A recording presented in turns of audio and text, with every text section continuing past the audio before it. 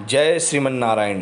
अधिक मास में पड़ने वाली कमला पद्मिनी एकादशी, यह एकादशी सभी मनोकामनाओं को पूर्ण करने वाली है, क्योंकि यह अधिक मास की एकादशी है और अधिक मास में एकादशी के होने से इसका महत्व बढ़ गया है।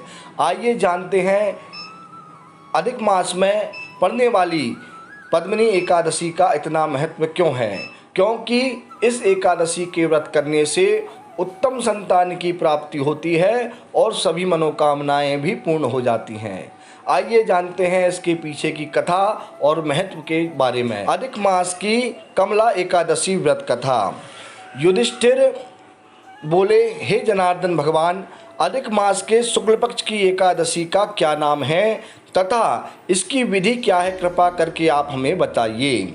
श्री भगवान बोले, हे राजन, अधिक मास में शुक्ल पक्ष में जो एकादशी आती है वह पद्मिनी कमला नाम की एकादशी कहलाती है। वैसे तो प्रत्येक वर्ष 24 एकादशी होती हैं, परंतु जब अधिक मास या मलमास आता है तब इनकी संख्या बढ़कर 26 हो जाती है। अधिक मास या मलमास को जोड़कर वर्ष में 26 एकादशियाँ होती हैं। अधिक मास में 2 एकादशियाँ होती हैं, जो पद्मिनी शुक्ल पक्ष और परमा नाम की एकादशी कृष्ण पक्ष के नाम से जानी जाती है। ऐसा श्री कृष्ण भगवान अर्जुन से भी कहते हैं। और व्रत का महत्व बताते हुए भगवान श्री कृष्ण कहते हैं कि मलमास में प्रत्येक पुण्यों को देने वाली एकादशी का नाम पद्मिनी है। इसका व्रत मनुष्य के लिए बहुत ही दुर्लभ है। भगवान श्री कृष्ण अर्जुन को इस व्रत की कथा सुनाई थी।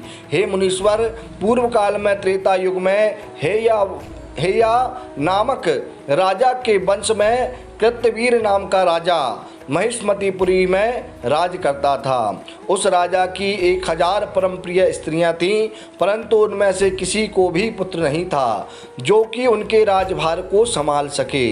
देवता, पितृ, सिद्ध तथा अनेक चिकित्सकों द्वारा राजा ने पुत्र प्राप्ति के लिए काफ़ी प्रयत्न किए, लेकिन सब सफल असफल ही रहे, कोई सफल ना हुआ।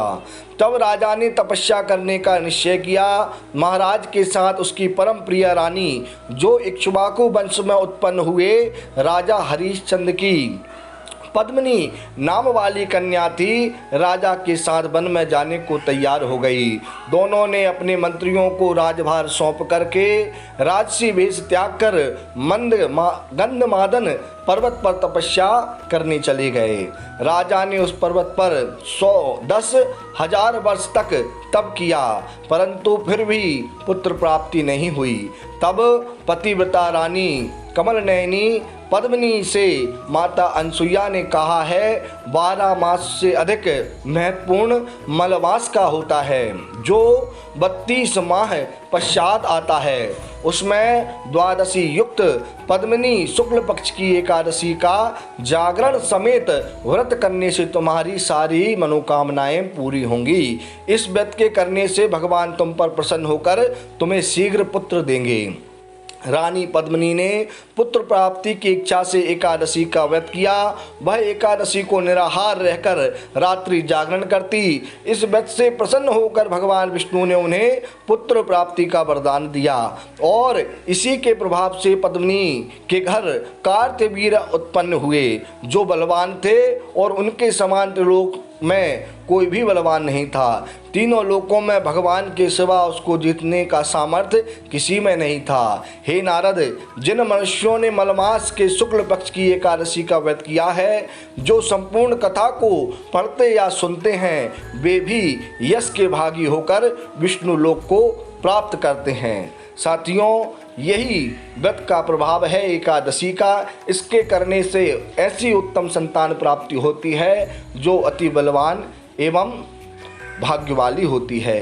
इसी एकादशी के व्रत के कारण कार्तवीर अर्जुन ने लंकापति रावण को भी हराया था, क्योंकि उन्हें भगवान विष्णु के अलावा कोई और परास्त नहीं कर सकता था। यह एकादशी की व्रत की कथा आप सभी को कैसी लगी मुझे अवश्य बताएं और अधिक जानकारी के लिए एकादशी कब है यह सब मेरे YouTube चैनल पर मैंने वीडियो बना करके डाल रखे हैं। आप किसी भी प्रकार के व्रत उसकी तिथि या उसके महत्व के विषय में जानने के लिए मेरे YouTube चैनल को अवश्य सब्सक्राइब करें और सभी प्रकार के वीडियो से आप जानकारी प्राप्त कर सकते हैं। अधिक जानकारी के लिए आप संपर्क करें। वीडियो अच्छा लगा है तो लाइक करें, चैनल को सब्सक्राइब करें और कमेंट बॉक्स में जय श्री राधे लिखना ना भूलें। जय श्री राधे, जय श्री कृष्ण।